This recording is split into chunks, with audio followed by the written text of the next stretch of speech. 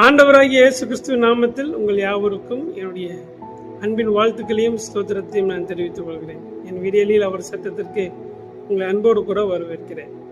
சங்கீதம் 41:1 இவனமாய் சொல்லுகிறது, சிறுமைப்பட்டவன் மேல் சிந்தை உள்ளவன் பாக்கியவான்.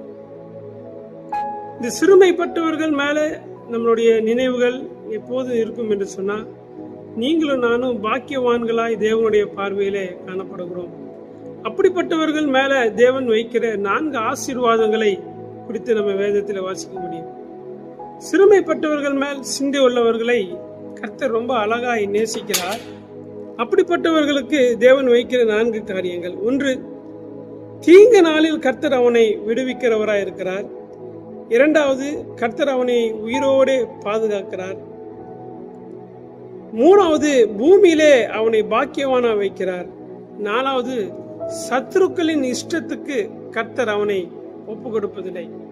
இந்த 4 ஆசீர்வாதங்கள் சிறுமைப்பட்டவர்கள் மேல சிந்தை உள்ளவர்களுக்கு தேவன் தருகிறார்.